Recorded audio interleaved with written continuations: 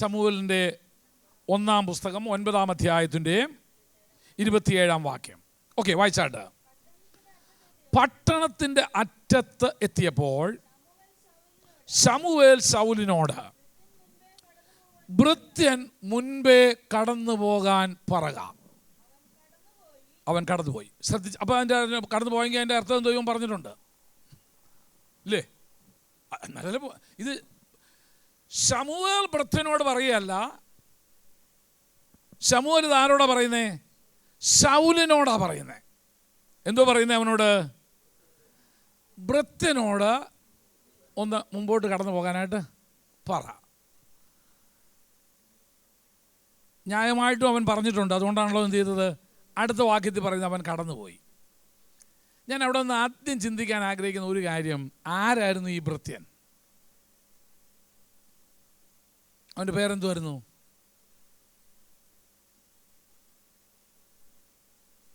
അവൻ്റെ പേര് വേറെ സത്യം പറഞ്ഞിട്ടില്ല. അവൻ ഭൃത്യൻ. പക്ഷെ ആരായിരുന്നു? ഇവനൊരു ഇമ്പോർട്ടൻസ് ഉണ്ട്. ഈ ഭൃത്യനാണ് ശൗലിനെ എങ്ങോട്ട് കൊണ്ടുവന്നത്? ശമൂവേലിൻ്റെ അടുക്ക കൊണ്ടുവന്നത്. ഇപ്പം അവനെയാ ഒന്ന് മാറ്റി നിർത്താൻ പറയുന്നത്.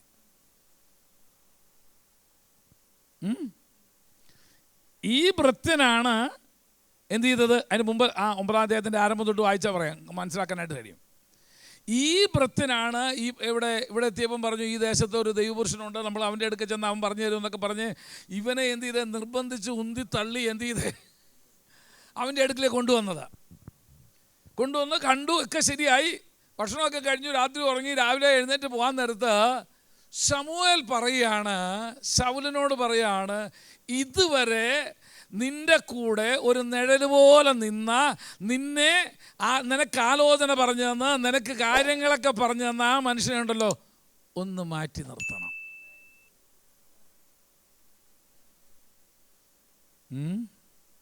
ആർക്കെങ്കിലും വല്ലതും പിടി കിട്ടുന്നുണ്ടോ? അവനെ ഒന്ന് മാറ്റി നിർത്തണം. കാരണം എനിക്ക് നിന്നോട് ചിലത് പറയാനുണ്ട്. നിങ്ങളായിരുന്നെന്ന് വിചാരിക്കുക, ചങ്കും ചങ്കുമായിട്ട് നടക്കുക. ആര്? ശൗലും ഭൃത്യനും ചങ്കും ചങ്കുക, ഭയങ്കര ചങ്ക. ഇപ്പോഴത്തെ ശൈലിയാണോ ഈ ചങ്കും ചങ്ക് എന്നുള്ളതാണ്. പണ്ട് എൻ്റെയൊക്കെ കൊച്ചുനാൾ പറഞ്ഞ് സോൾ ഗഡി എന്നായിരുന്നു പറയുന്നത്. അതിന് മുമ്പ് എന്തുവാന്ന് എനിക്കറിയത്തില്ല. അങ്ങനെ നടന്നവനെ, എൻ്റെ ഭാഷയെ പറഞ്ഞ ദൈവകൃപയിലോട്ട് കൈപിടിച്ച് കൊണ്ടുവന്നവൻ, ഉപദേശിയെ പരിചയപ്പെടുത്തി കൊടുത്തവൻ, ആലോചനയൊക്കെ കേൾക്കാൻ സഹായമായപ്പോൾ ഇപ്പം പറയാ, നേരം വെളുത്തവൻ പറയാ, എന്നാ ബ്രദർ ഒന്ന് മുമ്പോട്ട്.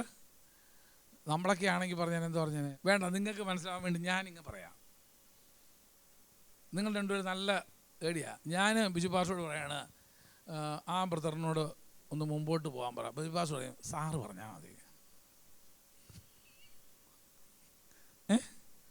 ആ സാറ് പറഞ്ഞു, എനിക്കത് പറയാൻ അല്ലേ? അത്ര ക്ലോസ് ആണെങ്കിൽ നമുക്ക് ഇങ്ങനത്തുള്ള വിഷയം പറയാൻ പ്രയാസമുണ്ട്. ഇല്ല ബിജു പാസ്റ്റർ അല്ലേ പറയുള്ളൂ. ന്യായമായിട്ട് സാറ് പറഞ്ഞത് ഞാൻ ബിജു പാസ്റ്റർ അത് തന്നെ പറയുള്ളൂ. പക്ഷെ അത്രയും ചിന്തിച്ചില്ലെന്നേ ഉള്ളൂ. അത് സാറ് പറഞ്ഞാൽ മതി. അത് ഞാൻ എന്ത് ചെയ്യുന്നില്ല. സാറ് പറഞ്ഞാൽ പിന്നെ കുഴപ്പമില്ലല്ലോ. ശമൂവേൽ പറഞ്ഞാൽ കുഴപ്പമില്ല. കാരണം പുള്ളി വിശ്വസ്ത പ്രവാചകൻ, നല്ല വലിയ പുലിയാണ്. അതുകൊണ്ട് തന്നെ പുള്ളി പറഞ്ഞാൽ ഈ പുള്ളിക്ക് എന്ത് ചെയ്യത്തില്ല, അത്രയും നിന്നെക്കൊണ്ട് തന്നെ തമ്പുരാൻ പറയിക്കാൻ പോകുന്നത്. നീ തന്നെ പറയണം. അടുത്ത ആലോചന പലർക്കും കിട്ടാത്തതിൻ്റെ കാര്യം എന്നാണെന്നറിയാമോ? പറഞ്ഞ ആലോചന പ്രകാരം ഇതുവരെ എന്ത് ചെയ്തിട്ടില്ല, മാറ്റി നിർത്തുന്നതിനെ മാറ്റി നിർത്തിയില്ല. ലോത്തിനെ മാറ്റാൻ നമുക്ക് എളുപ്പമാണ്. കാര്യം എന്നാ, കുറേ നാളായിട്ട് പുള്ളി തലവേദന എടുപ്പിച്ചുകൊണ്ടിരിക്കുക. ലോത്തിനെ മാറ്റാൻ അബ്രാഹാമിന് വളരെ എളുപ്പമായിരുന്നു, അല്ലയോ? വളരെ എളുപ്പമായിരുന്നു. നിങ്ങളെൻ്റെ ഒപ്പം ഉണ്ടോ? അത്യാവശ്യം വേദോസം അറിയാമെന്നുള്ള ധാരണയല്ല ഞാൻ ഇങ്ങനെയൊക്കെ പറഞ്ഞു പോകുന്നത്, അല്ലേ? ലോത്തിനെ മാറ്റാൻ വലിയ എളുപ്പം. അതിനേക്കാളും എളുപ്പമായിരുന്നു ആരെ മാറ്റാൻ? അബ്രഹാമിന്. പറ. ആരെ മാറ്റാൻ? ഹാഗറിനെ മാറ്റാൻ, ഇല്ലയോ? പുറത്താക്കാൻ പറഞ്ഞു. നേരം വെളുക്കുന്നതിന് മുമ്പേ എഴുന്നേറ്റ് എന്ത് ചെയ്തു? മൂപ്പർക്ക് എല്ലാം കൂടെ കൊടുത്ത് അത് എല്ലാ ദിവസവും 6 മണി വരെ കിടന്നുറങ്ങുന്നവൻ അന്ന് എന്ത് ചെയ്തെന്നറിയാമോ? 5 മണിക്ക് എഴുന്നേൽക്കുക. എന്താ കാരണം? ഞാൻ ചോദിക്കട്ടെ, ചില കാര്യങ്ങൾ ചെയ്യാനുള്ള തിടുക്കം നമുക്ക് എല്ലാ കാര്യത്തിനും ഇല്ല. അബ്രഹാമിന് ലോത്തിനെ വിടാൻ ഒരു ബുദ്ധിമുട്ടും ഇല്ലായിരുന്നു. ഹാഗറിനെ പറഞ്ഞേക്കാൻ അത്രയും പോലും ഇല്ലായിരുന്നു. ഈ ഒരു ഘട്ടമാണെങ്കിലോ, ഇങ്ങനത്തെ ഒരു സോൾ ബൈൻഡിങ്, ഇതാണ് സോൾ ബൈൻഡിങ് എന്ന് പറയുന്നത്, ഒരു ആത്മബന്ധം ഇതുപോലെ. കാരണം നമ്മളെ ഈ പ്രവാചകനെ പരിചയപ്പെടുത്തി കൊടുത്ത ആരാ? ഈ വൃത്തിനാ. അതെ, ദാവീദ് യോനാഥാനം പോലെ സോൾ ബന്ധം. ഇതാ അവനെയാ രാവിലെ എന്ത് പറയുന്നത്, ശമൂവേൽ പറയുകയാണ് അവനോട് മുമ്പോട്ട് പോകാൻ പറഞ്ഞേച്ച് ശമൂവേൽ അകത്ത് കയറി പോയി കാണുമെന്ന് വിചാരിക്കുന്നു, എന്നെ പോലാന്ന് വിചാരിച്ചോ. ശമൂവേൽ കുറച്ച് ഇവർ ചിലപ്പോൾ ഇവർ പിന്നെ എന്തോ ചെയ്തുകൊണ്ടിരിക്കുക, കെട്ടിപ്പിടിച്ച് ചുമരം കൊടുക്കാൻ നിൽക്കുക. രണ്ടാമതും പോയി വന്നു. എന്നിട്ട് ഇവിടെ എന്ത് ചെയ്തിട്ടില്ല, ഇവനെ പറഞ്ഞു വിട്ടിട്ടില്ല. നിന്റെ അനുഗ്രഹത്തിന് തടസ്സം നീ തന്നെ. കാരണം പറഞ്ഞു വിടേണ്ട പലതിനെയും നീ എന്ത് ചെയ്തില്ല, പറഞ്ഞു വിട്ടില്ല. ശൗല് ഈ നിലയിലെത്താൻ കാരണം ആരാ? ഈ ഭൃത്യനാ. ഈ പ്രവാചകന്റെ ഇടയിലേക്ക് കൊണ്ടുവന്നത് ഇവനാ. അവനെയാ ഇപ്പൊ എന്ത് ചെയ്യാൻ പറയുന്നത്, ഒന്ന് ഒഴിവാക്കാൻ പറയുന്നത്. ഞാനൊരു കാര്യം ചോദിച്ചോണ്ടേ, ആരെങ്കിലും ഒഴിവാക്കാൻ ഇപ്പൊ പറഞ്ഞപ്പം ആരുടെയെങ്കിലും പേര് മനസ്സിൽ വരുന്നുണ്ടോ? ഒഴിവാക്കേണ്ട ആരെയെങ്കിലും ജീവിതത്തിൽ നിന്ന്? നിന്റെ ജീവിതത്തിൽ അടുത്ത ദൈവാലോചന പ്രാപിക്കുന്നതിന് തടസ്സമായിട്ട്, നിന്നെക്കുറിച്ചുള്ള ദൈവിക പദ്ധതികളുടെ പൂർണ്ണത നിനക്ക് വെളിപ്പെടുത്തി തരുന്നതിന് തടസ്സമായിട്ട് ജീവിതത്തിൽ ആരെങ്കിലും നിന്നോട് പറ്റിച്ചേർന്ന് നിൽപ്പുണ്ടോ? അതുകൊണ്ട് ഭാര്യ ഒഴിവാക്കാനോ ഭർത്താവിനെ ഒഴിവാക്കണമെന്നോ അല്ല ഞാൻ ഈ പറഞ്ഞ കേട്ടോ. അത് മരണം വരെ നീ എടുത്ത തീരുമാനമാണ്. അവിടെ പഠിച്ചാൽ നമുക്ക് കാണാനായിട്ട് കഴിയും. അവൻ അങ്ങനെ ചെയ്തു. ഇനി എൻ്റെ ദൂതിലേക്ക് വരാൻ പോവുക. ദൈവം ശൗലിനെ തെരഞ്ഞെടുക്കാൻ കാര്യമെന്നാ? സകലം അറിയുന്ന ദൈവത്തിന്, സർവജ്ഞാനിയായ ദൈവത്തിന് ഇവൻ പിന്നാലെ ഇങ്ങനെ വഴിതെറ്റി പോകുമെന്ന് അറിയാമായിരുന്നിട്ടും എന്തുകൊണ്ട് ദൈവം ശൗലിനെ ഇസ്രയേലിൻ്റെ പ്രഥമ രാജാവായി തിരഞ്ഞെടുത്തു? ആദ്യത്തെ തന്നെ പോയി അല്ലേ, കല്ലുകടിയായി പോയി അല്ലേ. ആദ്യം ഇസ്രയേലിൻ്റെ ആദ്യത്തെ രാജാവായി തിരഞ്ഞെടുത്തതാണ് ഇവനെ. അതെന്ത് ചെയ്തു? പോക്കായി പോയി. തമ്പുരാനും കൂടെ നാണക്കേടല്ലേ. എന്തുകൊണ്ട് ദൈവം ശൗലിനെ ഇസ്രയേലിൻ്റെ പ്രഥമ രാജാവായി തിരഞ്ഞെടുത്തു? എൻ്റെ പ്രസംഗം വിഷയുന്നതാ. എന്തെങ്കിലും ഒരു കാരണം കാണുമല്ലോ. അവൻ്റെ സൗന്ദര്യം കൊണ്ടാണോ? ആയിരിക്കാൻ വേണമെങ്കിൽ. സൗന്ദര്യമുള്ളവനാ, ആള് സൗന്ദര്യമുള്ളവനാ. കാരണം ദാവീദും സൗന്ദര്യമുള്ളവൻ തന്നെയായിരുന്നു. അടുത്തെടുക്കുന്ന ആൾ, കാരണം ആദ്യത്തെ ഒരാൾ തിരഞ്ഞത് പിന്നെ അതിനകത്ത് അല്പമെങ്കിലും മാച്ചാവുന്ന ഒരാളെ വേണ്ട രണ്ടാമത് എടുക്കാനായിട്ട്. അതുകൊണ്ട് സുനേത്രനും കോമളരൂപിയും ഒക്കെ ആയ ഒരുത്തിനെ ദൈവം രണ്ടാമത്. ചിലരാണ് ദൈവം തമ്പുരാൻ സൗന്ദര്യമൊന്നും നമ്മളെക്കാൾ കൂടുതൽ നോക്കുന്ന ടൈപ്പായിട്ടാണ് പുള്ളി. ആദ്യത്തെ രാജാവിനെ തിരഞ്ഞെടുത്തപ്പം തന്നെ അത് ദാവീദിനെ കുറിച്ച് പറയുന്നില്ലയോ? അത് ശൗലിനെ കുറിച്ച് പറയുന്ന ഇസ്രയേൽ എന്ന് പറഞ്ഞാൽ, ഇപ്പോഴത്തെ ഭാഷ പറഞ്ഞാൽ സൗന്ദര്യ മത്സരത്തിന് പോയാൽ ഫസ്റ്റ് കിട്ടും. ആർക്ക്? ശൗലിന് കിട്ടും. അത് കഴിഞ്ഞിട്ട് ഇനി ദാവീദിനെ എടുക്കുമ്പോഴും ദാവീദും അങ്ങനെ തന്നെ, സുനേത്രനും പവിഴരൂപിയും അല്ലേ. അപ്പം ആരും തെറ്റിദ്ധരിച്ച, ദൈവത്തിന് സൗന്ദര്യത്തോട് ദൈവത്തിന് ഒന്നൊന്നുമില്ല, പിണക്കമൊന്നുമില്ല. പിന്നെ അത് മാത്രമല്ല അവൻ നോക്കുന്നതേ ഉള്ളൂ. ഏതാ അവൻ നോക്കുന്ന വേറെയും കൂടെ ഉണ്ട്. അത് അങ്ങോട്ടാണ് ഞാനിപ്പം പോകുന്നത്. അത് മാത്രമല്ല അവൻ നോക്കുന്നത്, ദൈവത്തിന് അതിനെതിരൊന്നുമില്ല. അപ്പോൾ ഇസ്രയേലിൻ്റെ ആദ്യത്തെ രാജാവായിട്ട് തിരഞ്ഞെടുത്ത ശൗൽ എങ്ങനെയുള്ളവനായിരുന്നു? വായിച്ചോ ഇനി ആ ഭാഗം. അവന് ശൗൽ എന്ന പേരുള്ളൊരു യുവ കോമളനായ ഒരു മകനുണ്ടായിരുന്നു. ഇസ്രയേൽ മക്കളിൽ അവനേക്കാൾ കോമളനായ പുരുഷനില്ലായിരുന്നു. അവൻ എല്ലാവരെക്കാളും തോൾ മുതൽ പൊക്കമേറിയവനായിരുന്നു. ശ്രദ്ധിക്കുക, അപ്പോൾ ഇതായിരുന്നു ആദ്യത്തെ രാജാവ്. ഇനി രണ്ടാമതൊരുത്തനെ എടുക്കുമ്പോഴും അതിനകത്ത് ഏറെക്കുറെ മെച്ചപ്പെടുന്ന ഒരുത്തനെ എടുത്തത് ആരാ? ദാവീദും ആ ടൈപ്പ് തന്നെ. പോട്ടെ, അതല്ല എൻ്റെ വിഷയം. പക്ഷെ ഞാനപ്പോൾ ഇവിടെ നിന്ന് ഒരു കാര്യം പറയാൻ ആഗ്രഹിക്കുന്നത്, തമ്പുരാൻ ഒരു കാര്യത്തിൽ നിർബന്ധമുണ്ട്, താൻ തിരഞ്ഞെടുക്കുന്നവർ ഊനമില്ലാത്തവരായിരിക്കണമെന്ന്. യേശുവിൻ്റെ സൗന്ദര്യത്തെക്കുറിച്ച് പറയുന്നുണ്ടല്ലേ? അതോ നിങ്ങൾക്ക് തോന്നുന്നുണ്ടോ യേശു എന്നെ പോലെ മുടിയൊന്നൊക്കെ ഇങ്ങനെ കഷണ്ടിയായിട്ട് ഇങ്ങനെ ഒരു കാണാൻ വലിയ കോലമില്ലാത്ത രൂപമില്ലാത്ത ഒരുത്തനായിരുന്നെന്ന് തോന്നുന്നുണ്ടോ? അല്ല. ബിജു പാസ്റ്റർ പറഞ്ഞ പോലെയൊക്കെ നമ്മളെക്കാൾ എത്രയോ സുന്ദരനായിരുന്നു നമ്മുടെ കർത്താവ്. അവനെ കണ്ടാൽ ആഗ്രഹിക്കത്തക്ക സൗന്ദര്യമുള്ളവനാണ് അവന്, അല്ലേ? ഉത്തമഗീതത്തിൽ ആലങ്കാരിക ഭാഷയിൽ യേശുവിൻ്റെ സൗന്ദര്യത്തെക്കുറിച്ചാണ് വിവരിച്ചിരിക്കുന്നു എന്ന് പറയുന്നു. അങ്ങോട്ടൊന്നും ഞാൻ പോകുന്നില്ല. അപ്പം തിരഞ്ഞെടുക്കാനുള്ള ഒരു കാര്യം അവൻ്റെ ആളത്വമായിരുന്നു. എന്നാൽ അതിനേക്കാളെല്ലാം ഉപരി ദൈവത്തിന് ഇസ്രയേലിന് ഒരു രാജാവിനെ വേണമെന്നുള്ള റിക്വസ്റ്റ് കിട്ടിയപ്പോഴെന്ന് പറഞ്ഞാൽ ഒരു അപേക്ഷ ലഭിച്ചപ്പോഴാ ദൈവം തമ്പുരാൻ ഇസ്രയേൽ ഗോത്രത്തെ മുഴുവൻ നോക്കി. അപ്പം ഇതിൻ്റെ ഇടയിൽ നിന്ന് ഒരാളെ നമ്മുടെ സഭയുടെ പ്രതിനിധിയായിട്ട് അയക്കണമെന്ന് പറഞ്ഞു കഴിഞ്ഞാൽ വളരെ ശ്രദ്ധിച്ച ഒരാളെ നമ്മൾ തിരഞ്ഞെടുക്കത്തുള്ളൂ. ഇല്ല, ആണ്. ദൈവം ഇസ്രയേൽ ഗോത്രം 12 നോക്കിയപ്പോഴാ തനിക്ക് തിരഞ്ഞെടുക്കാൻ പറ്റിയ ഗോത്രം, തനിക്ക് ഏറ്റവും പ്രിയ ഗോത്രം ഏതാണെന്നാണ് നോക്കിയത്. അതേതായിരുന്നെന്നറിയാമോ? ബെന്യാമിൻ ഗോത്രമാണ്. എന്താ കാരണം? വേറൊരു പറയുന്നുണ്ട്. ആവർത്തന പുസ്തകം 33-ാം അധ്യായത്തിൻ്റെ 12-ാം വാക്യം. ബെന്യാമീനെ കുറിച്ച് അവൻ എന്ത് പറയുന്ന ആരാന്നറിയാമോ? ദൈവം പറഞ്ഞാൽ അത് മോശ ഇസ്രായേൽ ജനങ്ങളെ അനുഗ്രഹിച്ച് പറയുന്ന, ദൈവാത്മാവിനാൽ അനുഗ്രഹിച്ച് പറയുന്ന ഒരു ദൂത. ബെന്യാമീനെ കുറിച്ച് അവൻ പറഞ്ഞതാ, അവൻ യഹോവയ്ക്ക് പ്രിയൻ. എന്തുകൊണ്ട് ആ ഗോത്രത്തിൽ നിന്ന് ഒരുത്തനെ തിരഞ്ഞെടുത്തേ? പുതിയ നിയമത്തിലോട്ട് ഒരുത്തനെ കാണാം. ബെന്യാമീൻ ഗോത്രത്തിൽ നിന്ന് വന്ന വേറൊരുത്തനുണ്ട്. ആരാ? ശൗല് തന്നെ. എന്താ കാരണം? അപ്പോസ്തലന്മാർ ഒരു അതിശക്തി, ദൈവത്തിൻ്റെ ഒരു വലിയ ശുശ്രൂഷ ചെയ്യിക്കാനായിട്ട് ഒരാളെ ഒരു ആവശ്യമാണ്. അവൻ അപ്പോഴും തിരഞ്ഞെടുത്തത് ആരെയാ? ബെന്യാമീൻ ഗോത്രത്തിൽ നിന്ന് ഒരുത്തനെയാണ്. കാരണം ദൈവത്തിന് പ്രിയമുള്ളൊരു ഗോത്രമാണ്. അവൻ ദൈവത്തിനാ, ഇല്ലേ? നമ്മളും അങ്ങനെയല്ലേ ചെയ്യുള്ളൂ. നമുക്ക് ആർക്കെങ്കിലും ഒരു സാധനം നമുക്ക് പ്രിയമുള്ളവർക്ക് എന്ത് ചെയ്യത്തുള്ളൂ? കൊടുക്കത്തുള്ളൂ. 10 ഉണ്ടെങ്കിൽ പ്രിയം കുറഞ്ഞ് എന്ത് ചെയ്യും? ഉള്ളവർക്ക് നമ്മൾ കിട്ടിയെന്ന് വരും. പക്ഷെ 1 ഉള്ളെങ്കിൽ എന്ത് ചെയ്യും? ആർക്ക് കൊടുക്കും? ഏറ്റവും പ്രിയപ്പെട്ടവർക്ക് കൊടുക്കും.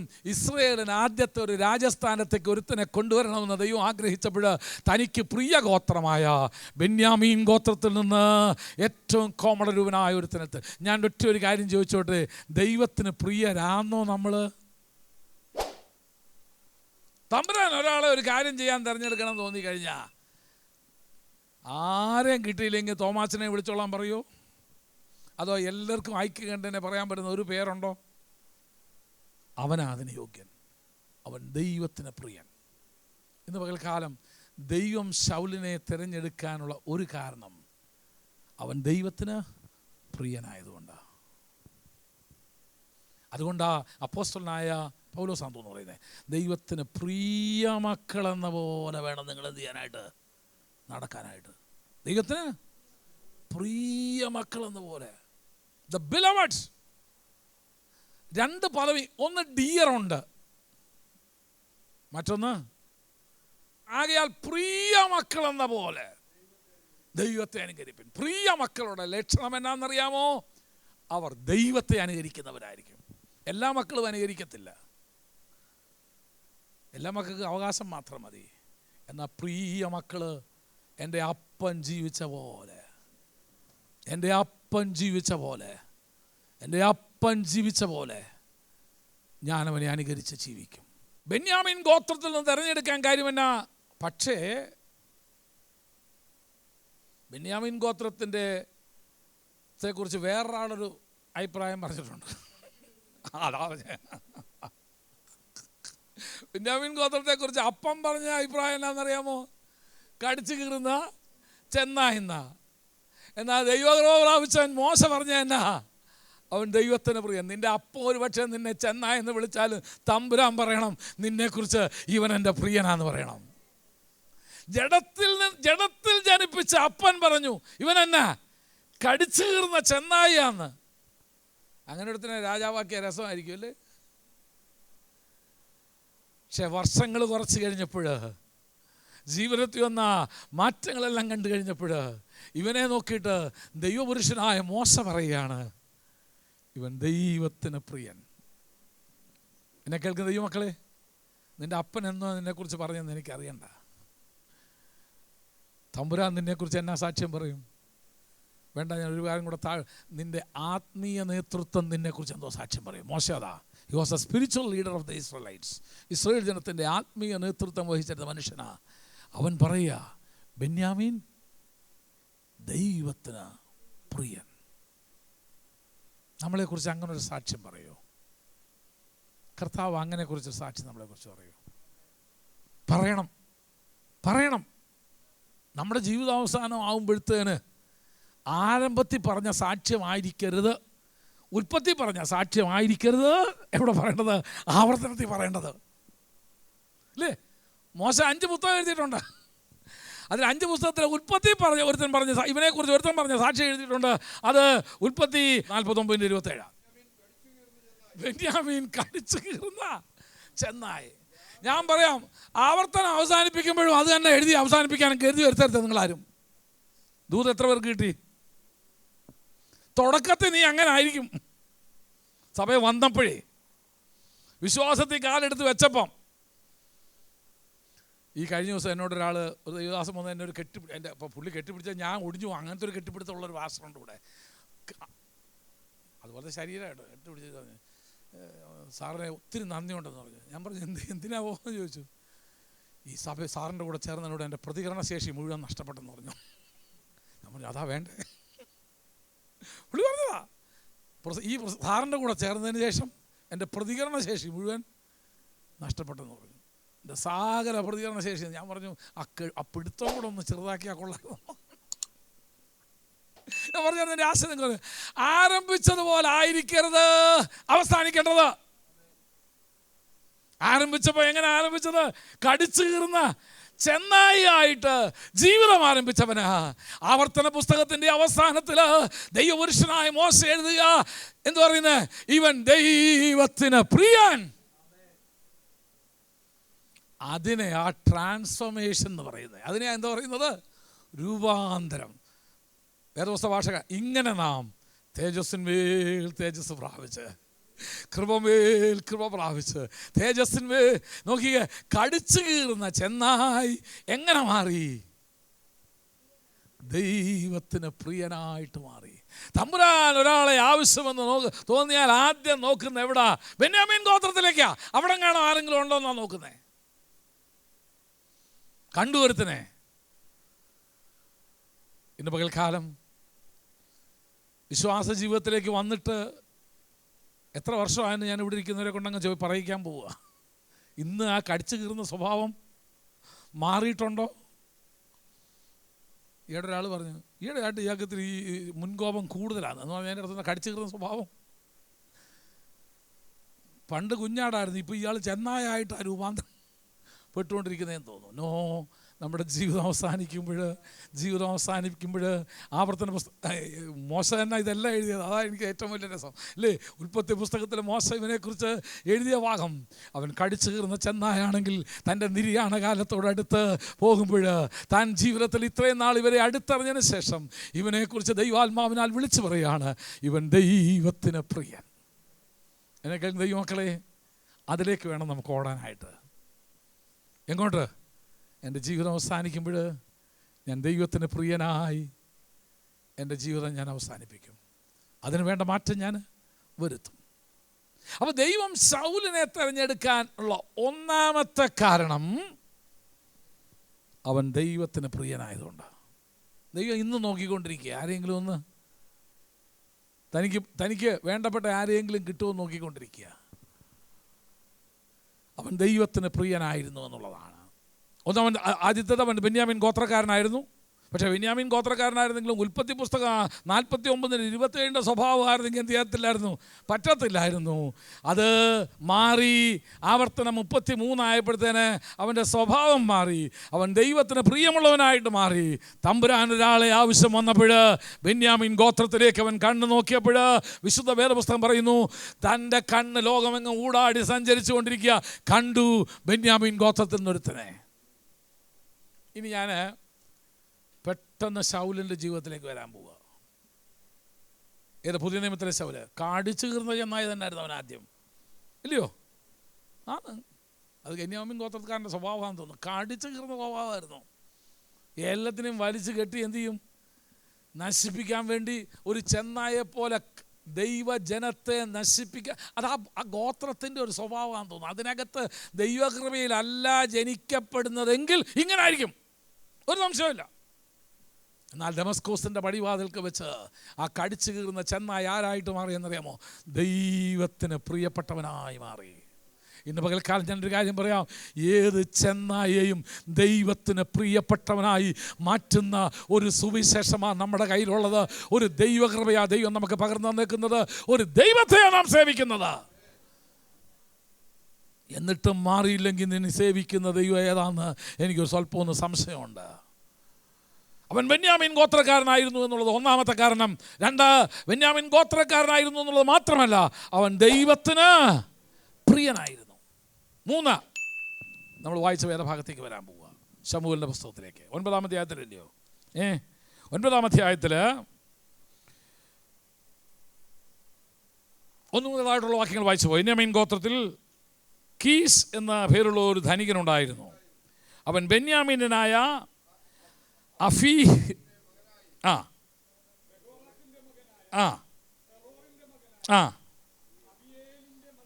ആ അവന് ശൗൽ എന്ന പേരുള്ള യുവകോമളനായൊരു മകനുണ്ടായിരുന്നു.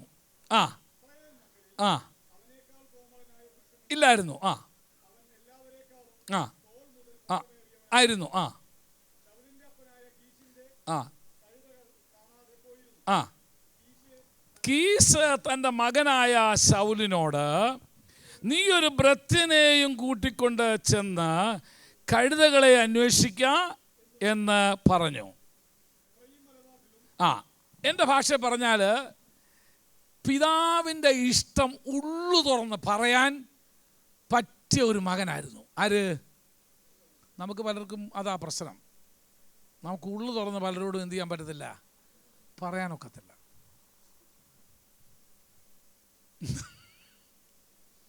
പറ്റില്ല. ഇവിടെ അപ്പൻ തൻ്റെ കഴുതയെ കാണാതായ വിവരം ആരോട് പറയുന്നു? മകനോട് പറയുക. അവിടെ ഞാൻ പറയാൻ ഉദ്ദേശിക്കുന്ന വിഷയത്തിലേക്ക് ഞാൻ വരാം. അവൻ എന്തോ ചെയ്തു? ഇത് കേട്ട ഉടനെ, ഏതായാലും ഈ നൂറ്റാണ്ടിലല്ല പുള്ളി ജീവിച്ചതെന്നുള്ളതിനായിട്ട് സ്തോത്രം. ഉടനെ പുള്ളി എന്ത് ചെയ്തേനെ? ഇപ്പോഴത്തെ ഈ കാലയളവാണെങ്കിൽ വളരെ എളുപ്പമാണ്. എല്ലാ കഴുതയ്ക്കും ഒരു കോഡ് നമ്പർ ഇട്ട് കൊടുത്തിട്ടുണ്ട്. ഉടനെ ഗൂഗിളിൽ കയറി എന്ത് ചെയ്തേനെ അടിച്ചു. ഈ കഴുത ഇപ്പം എവിടെയാണെന്ന് എന്ത് ചെയ്യാം?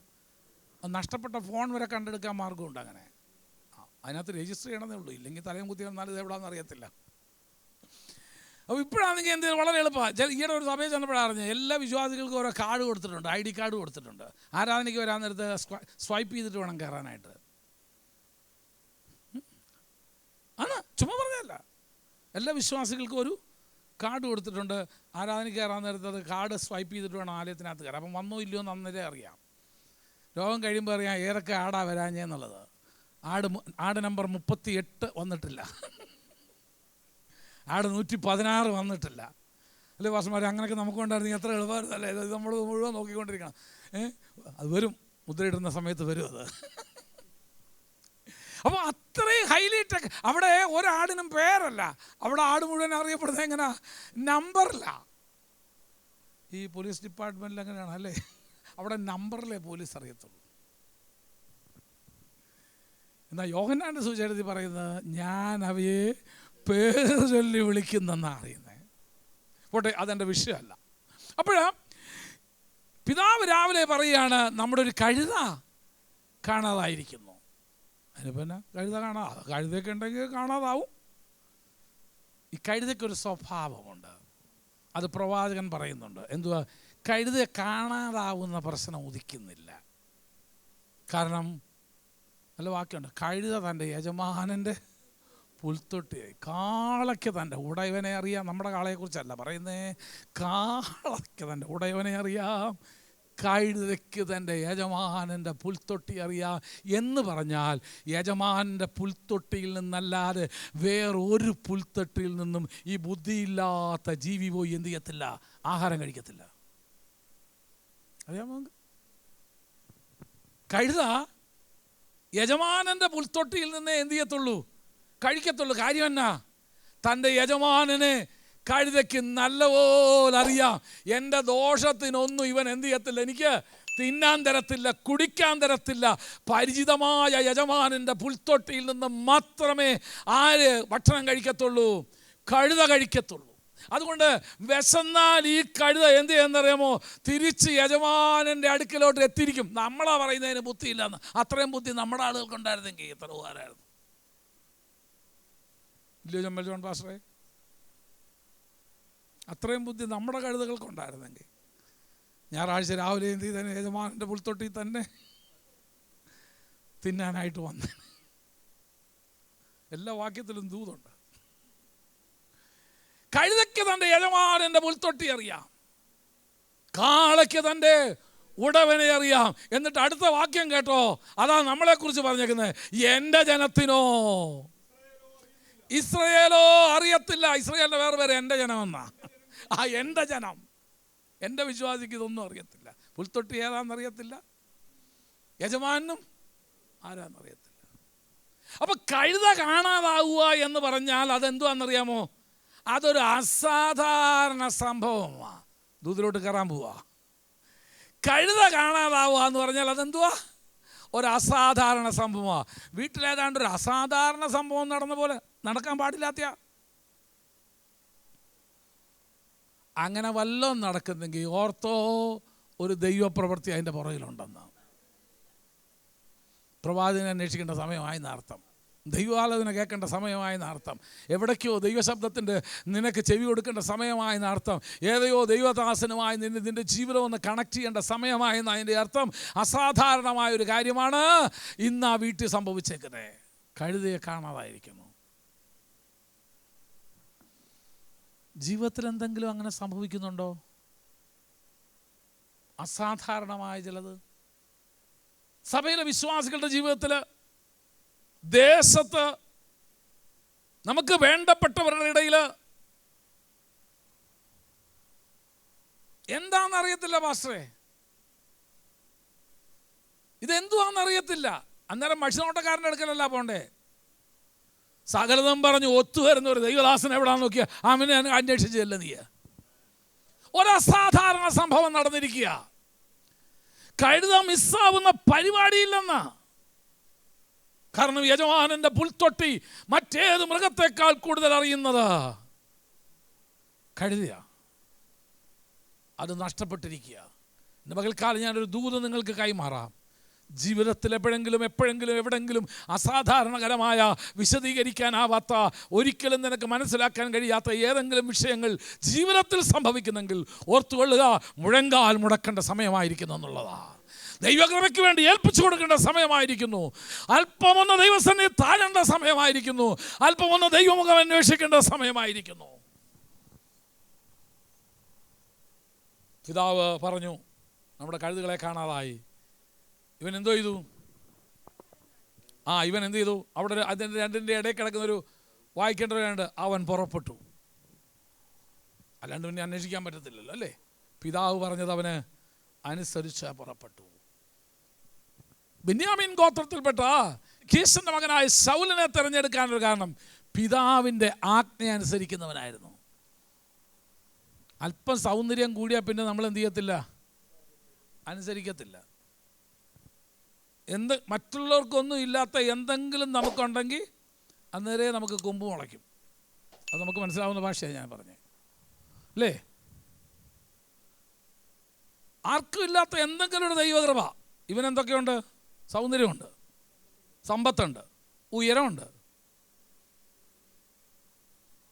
അപ്പം പിന്നെ ഒട്ടും അനുസരിക്കേണ്ട. ഇത് മൂന്നും കൂടെ വന്നാൽ പിന്നെ ഒന്നുള്ളവനനുസരിക്കത്തില്ല. മൂന്നും കൂടെ കിട്ടിയാലോ? ഇന്ന് പകൽക്കാലം ഞാനൊരു ദൂത് നിങ്ങളോട് പറയാം. പുകഴാനും പ്രശംസിക്കാനും ഒന്നുമില്ല കേട്ടോ, ഒന്നുമില്ല. പിതാവ് എന്ത് പറയുന്നോ അതനുസരിക്കുമോ നിന്നെ അവൻ തെരഞ്ഞെടുത്തിരിക്കും. ശൗലനെ തെരഞ്ഞെടുക്കാനുള്ള രണ്ടാമത്തെ കാരണം, ഒന്നവൻ ദൈവത്തിന് പ്രിയനാണെന്ന് പറഞ്ഞ് അനുസരണം കേട്ടവനാണെങ്കിലോ അല്ല, പിതാവ് എന്ത് പറയുന്നോ അതനുസരിക്കുകയായിരുന്നു. പോകുന്ന പരിപാടി എന്തോത്തിനാ? കഴുതയെ തേടാനാ പോന്നേ. ആരുടെ മോനാ? ധനാഢ്യൻ. കർത്താവിൻ്റെ ദാസൻ എനിക്ക് മുമ്പേ പ്രസംഗിച്ചു. വേണമെങ്കിൽ 2 ദാസന്മാരെ പറഞ്ഞു വിട്ടാൽ പോരെ? ഇഷ്ടംപോലെ ദാസന്മാരുണ്ടല്ലോ അവിടെ. ഞാൻ ആ ഭാഗത്തുനിന്നൊരു കാര്യം പറയട്ടെ. പിതാവിൻ്റെ നഷ്ടം സ്വന്തം നഷ്ടമായിട്ട് ഏറ്റെടുത്തവനാ.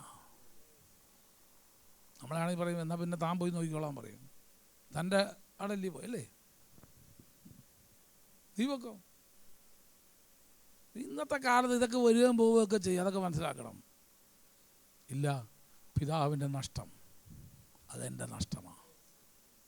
എൻ്റെ പിതാവിൻ്റെ വേദന എൻ്റെ വേദനയാണ്. എൻ്റെ പിതാവിൻ്റെ ആഗ്രഹം എൻ്റെ ആഗ്രഹമാണ്.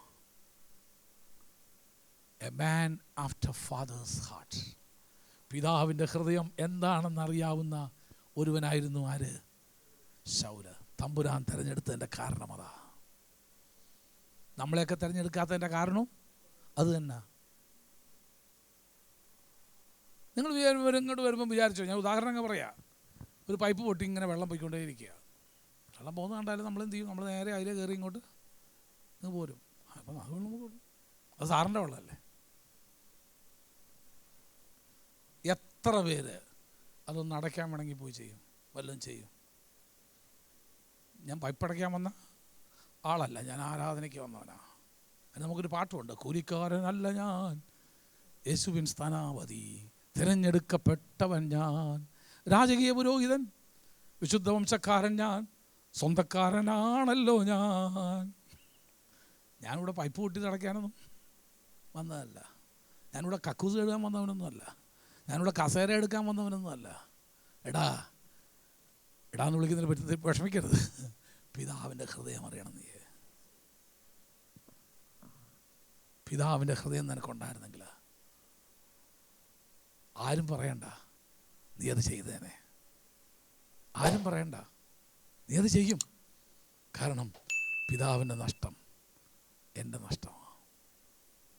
പിതാവിൻ്റെ നഷ്ടം എൻ്റെ നഷ്ടമാണ്. അപ്പനിത് പറഞ്ഞപ്പോൾ നോക്കാം നമുക്ക് അവൻ എന്താവൻ ചെയ്തത്. അവൻ പുറപ്പെട്ടു. അതവിടുത്തെ ഹിഡൻ വേർഡാ. അവൻ പുറപ്പെട്ടു എന്നുള്ളത് അവിടെ എഴുതിയിട്ടൊന്നുമില്ല. പക്ഷെ അടുത്ത വാക്യം പറയുന്നു, അവൻ എന്ത് ചെയ്യുന്നു? അവരെന്ത് ചെയ്യണമെന്നറിയാമോ? എഫ്രയീം മലനാട്ടിലും ശാലീശാ ദേശത്തും. ഇതൊക്കെ 2 പേര് പറഞ്ഞു കഴിഞ്ഞാൽ നമുക്കറിയത്തില്ല. ഞാനവനെ തൃശ്ശൂരും അന്വേഷിച്ചു, കൊല്ലത്തും അന്വേഷിച്ചു എന്ന് പറഞ്ഞാൽ അത് തൃശ്ശൂരും കൊല്ലം എവിടെയാണെന്ന് അറിയാവുന്ന സാഹിബിന് 2 പേര് കേട്ടോ ഒന്നും അറിയത്തില്ല. ഇല്ല, നമ്മൾ വിചാരിക്കും ഇത് ഇവിടെ അങ്ങോട്ട് അടുത്തുള്ള 2 സ്ഥലമാണ്. മാപ്പ് എടുത്ത് നോക്കണം നിങ്ങൾ. ഈ ശാലീശാ ദേശം എവിടാ, എഫ്രയീം മലനാട്ട് എവിടാ എന്നൊക്കെ. ഈ ഒരു കഴുതയ്ക്ക് വേണ്ടി ആ നഷ്ടം പൊക്കോട്ടെന്ന് വെച്ചാൽ പോരായിരുന്നോ? പതുക്കെ ഇതിൻ്റെ വേദോത്സവത്തിൻ്റെ പുറകിൽ പോയിട്ട് ഈ ദേശമൊക്കെ എവിടാണെന്നൊന്ന് കണ്ടുപിടിക്കണം. ഞാൻ ബൈബിൾ സൊസൈറ്റിയോട് ഒത്തിരി നന്ദിയുള്ളവനാണ്. കാരണം ഈ എല്ലാ ബൈബിളിൻ്റെ പുറകിൽ മാപ്പ് ഇട്ടിട്ടുണ്ട് അവർ. കാരണം ഇതിൽ പറഞ്ഞേക്കുന്ന സ്ഥലമൊക്കെ എവിടെ, ഭൂമിയിലുള്ള സ്ഥലം തന്നെ എന്നറിയാൻ വേണ്ടിയാണ്. പക്ഷെ നമ്മളത് നോക്കാറില്ലല്ലോ അല്ലേ. വേദോത്സവത്തിലെ മാപ്പ് നോക്കിയവർ എത്ര പേരുണ്ട്? മാപ്പ് ഉണ്ടെന്ന് നോക്കിയവരല്ല, ഈ പറഞ്ഞേക്കുന്ന സ്ഥലമൊക്കെ ഈ മാപ്പിൽ എവിടാണെന്നൊന്ന് കണ്ടുപിടിക്കാൻ മെനക്കെട്ടവരുണ്ട്. ഇല്ലെങ്കിൽ ഇന്നോട്ട് അതൊരു പരിപാടി ചെയ്യും. ഈ സ്ഥലമൊക്കെ എവിടാണെന്നൊന്ന്, ഇതിൻ്റെയൊക്കെ അർത്ഥം അറിയണമെങ്കിൽ ഈ സ്ഥലം എവിടാന്ന് അറിഞ്ഞെങ്കിലേ അറിയത്തുള്ളൂ. ഇവിടെ ഞാൻ കാനഡയിലായിരുന്നപ്പോഴേ, ഞാൻ ഫ്ലോറിഡയിലായിരുന്നു. അപ്പം അങ്ങ് വാഷിങ്ടൺ DC എങ്ങാണ്ട് ഒരാളുടെ ഒരു മോൻ, പുള്ളി പറഞ്ഞു, പാസ്റ്ററെ മോനെയും കൂടെ ഒന്ന് കണ്ടേച്ച് പോരണേ. എനിക്ക് ഞാൻ താമസിക്കുന്നിടത്തു നിന്ന് അവൻ്റെ അടുക്ക പോകണമെങ്കിൽ 8 മണിക്കൂർ ഫ്ലൈറ്റ് യാത്ര ചെയ്താലേ എത്തത്തുള്ളൂ. അമേരിക്ക അല്ലയോ പാസ്റ്റർ? അമേരിക്ക തന്നെയാണ്. ഇപ്പോൾ തൃശ്ശൂർ വന്ന ഒരാളോട് കാശ്മീർ ലഡാക്കിലുള്ള ആളെ കാണാൻ പറയുന്ന പോലെ ഇരിക്കും. ഇത് സ്ഥലബോധം ഇല്ലെങ്കിൽ പിന്നെ ഇതൊക്കെ കിടക്കും ഇങ്ങനെ. അപ്പോൾ ഞാൻ പറഞ്ഞു തന്നതിൻ്റെ ആശയമുള്ളൂ, ഈ മാപ്പൊന്ന് ഇടയ്ക്കൊന്ന് എടുത്ത് നോക്ക്. ഇതിനകത്ത് പറയുന്ന ഈ സ്ഥലമൊക്കെ എവിടാണെന്നൊന്ന് അറിയണമെങ്കിൽ നോക്കുക. അവിടെ വായിക്കുകയാണ്, അവൻ എന്ത് ചെയ്യുന്നു? അവൻ എഫ്രയീം മലനാട്ടിലും ശാലീശാ ദേശത്തും കൂടെ സഞ്ചരിച്ചു, അവയെ കണ്ടില്ല. അപ്പോൾ കഴുത ഒന്നല്ല പോയേക്കുന്നേ, കഴുതകൾ ആണ് പോയേക്കുന്നത്. അത്ര അവിടെ നിൽക്കട്ടെ. അവർ ശാലീം ദേശത്ത് സഞ്ചരിച്ചു, അവിടെയും ഇല്ലായിരുന്നു. അവൻ ബെന്യാമീൻ ദേശത്ത് കൂടെ സഞ്ചരിച്ചു, എങ്കിലും എന്ത് ചെയ്തില്ല? കണ്ടു കിട്ടിയില്ല.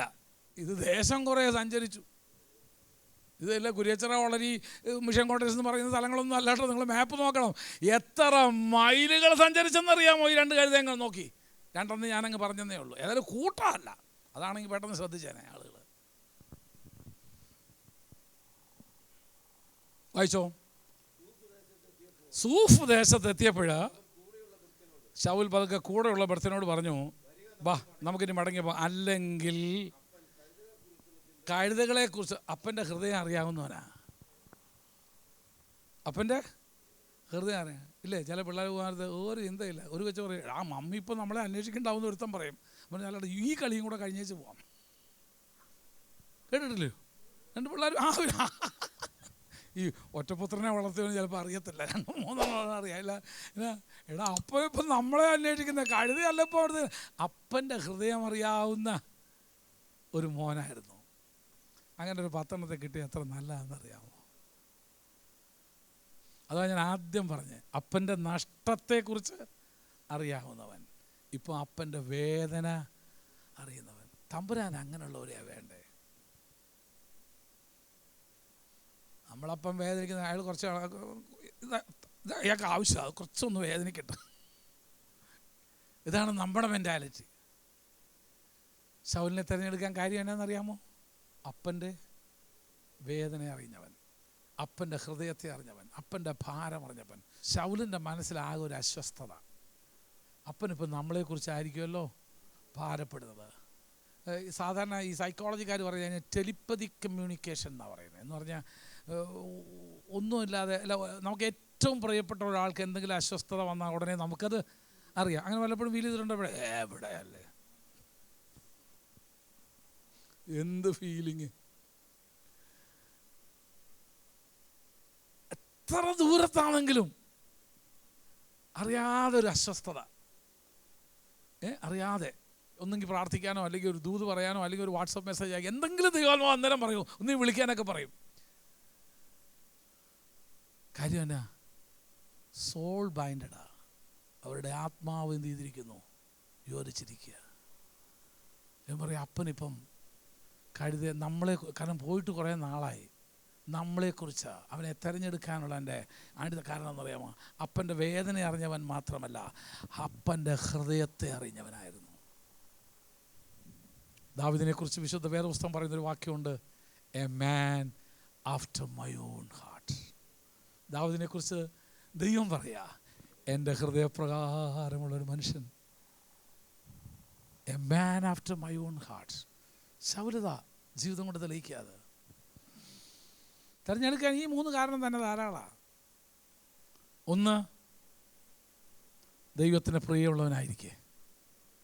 തുടങ്ങിയത് പാളം തെറ്റി ആയിരിക്കും, തുടങ്ങിയത് ചിലപ്പം ഇതുപോലൊന്നും അല്ലായിരിക്കും. പക്ഷെ ജീവിതത്തിൻ്റെ അവസാനത്തിലേക്ക് എത്തുമ്പോഴെങ്കിലും ദൈവത്തിന് പ്രിയമുള്ളവനായിട്ട് തീരാൻ നമുക്ക് ഉത്സാഹിക്കാം. 2, പിതാവിൻ്റെ ആജ്ഞ അനുസരിക്കുന്നവനായിരുന്നു. അവൻ പുറപ്പെട്ടു. കഴുതയെ നോക്കാനാ പറഞ്ഞെന്ന് വെച്ചാലും ഒത്തിരി വഴിവഴക്ക് വേണമെങ്കിലും പിതാവ് എന്ത് പറയുന്നോ, പിതാവ് എന്ത് പറയുന്നോ, ഐ വിൽ ഒബേ ഇറ്റ്. 3, പിതാവിൻ്റെ ഹൃദയം അറിഞ്ഞ ഒരു മനുഷ്യൻ. അതിനകത്ത് വേദനയുണ്ട്, പിതാവിൻ്റെ നഷ്ടവുമുണ്ട്. പിതാവിന് എന്താണോ ഹി നോസ്. നമ്മുടെ ദൈവത്തിൻ്റെ ഹൃദയം അറിയാനൊരു ഭാഗ്യം നമുക്ക് ലഭിച്ചിട്ടുണ്ടോ? അവൻ്റെ ഹൃദയം എന്തിനാ വ്യഗ്രതപ്പെടുന്നതെന്ന് അറിയാമോ? ദൈവഹൃദയം ആരെക്കുറിച്ചാണ് വേദനിക്കുന്നതെന്ന് നമുക്കറിയാമോ? ദൈവിക ശുശ്രൂഷയിൽ, ദൈവിക പ്രവർത്തനത്തിൽ നമ്മെ പങ്കാളിയാക്കണമെങ്കിൽ ഈ ഗുണം നമുക്കുണ്ടായിരിക്കണം. എവിടെങ്കിലും നമ്മൾ മിസ്സായിപ്പോയോ, എന്തെങ്കിലും നമുക്ക് നഷ്ടമായിപ്പോയോ? ക്രിസ്തീയ ജീവിതത്തിലേക്ക്, വിശ്വാസ ജീവിതത്തിലേക്ക് ഇറങ്ങി വന്നിട്ട് ഇത്രയും വർഷമായിട്ടും ദൈവത്തിന് പ്രിയൻ എന്നുള്ളൊരു പദവിയിലേക്ക് നമുക്ക് എത്തിച്ചേരാൻ കഴിഞ്ഞില്ലെങ്കിൽ വളരെ പരിതാപകമാണ്. 2, ദൈവത്തിൻ്റെ ആജ്ഞകളെ അനുസരിപ്പാൻ, പിതാവിൻ്റെ ആജ്ഞകളെ, കൽപ്പനകളെ അനുസരിപ്പാൻ നമുക്ക് കഴിയുന്നില്ലെങ്കിൽ നമ്മുടെ ജീവിതം പരിതാപകരത്തിലാണ്. 3, അവൻ്റെ ഹൃദയം നമുക്കറിയാൻ കഴിയണം. ദൈവസ്ഥലം നമുക്ക് എഴുന്നേറ്റ് നിൽക്കാം. കർത്താവ്, എവിടേക്കോ ഞങ്ങളുടെ ജീവിതത്തിൽ ഞങ്ങൾക്ക് പാളിച്ചകൾ സംഭവിച്ചു പോയി. നിന്റെ ഹൃദയത്തിൻ്റെ വേദന അറിയുവാനോ നിന്റെ ഹൃദയത്തിൻ്റെ ഇംഗിതം എന്തെന്നറിയുവാനോ ഇഷ്ടം എന്തെന്നറിയുവാനോ ഞങ്ങൾക്ക് കഴിയാതെ പോയി. നിനക്ക് പ്രിയമുള്ളവരായി തീരുക എന്നുള്ളത് ഞങ്ങളുടെ ജീവിതത്തിൽ പോലും ഇല്ലാതായി പോയി. കർത്താവേ, ജീവിതത്തെ ഒരു സ്വയശോധനയ്ക്ക് വേണ്ടി ഞങ്ങൾ ഇന്ന് പകൽക്കാലം ഏൽപ്പിച്ചു തരുന്നു. ഒരുപക്ഷെ ഞങ്ങളുടെ ആരംഭം കടിച്ചു കീർന്ന ചെന്നായെ പോലെ ആയിരുന്നേക്കാം. ആ ജീവിതാവസാനത്തില് അവൻ ദൈവത്തിന് പ്രിയപുരുഷൻ എന്നുള്ളൊരു പേർ സമ്പാദിപ്പാനിടയാക്കണമേ. എൻ്റെ അപ്പച്ചൻ്റെ ഹൃദയത്തിലുള്ളത് എന്തെന്ന് അറിയുവാൻ, അത് അതിൻ്റെതായിരിക്കുന്ന ഫുൾ ഡെപ്തിൽ, ആഴത്തിൽ ഞങ്ങൾക്ക് മനസ്സിലാക്കാൻ ഞങ്ങൾക്ക് കൃപ തരണമേ. അതനുസരിക്കുവാൻ കൃപ തരണമേ. നിന്റെ ജനത്തെ അനുഗ്രഹിക്കണമേ. നന്മകളാൽ നിറയ്ക്കണമേ. മഹത്വവും സ്തുതിയും ബഹുമാനവും പുകഴ്ചയും അങ്ങേക്ക് യേശുവിൻ്റെ പരിശുദ്ധ നാമത്തിൽ തന്നെ. ആമേൻ.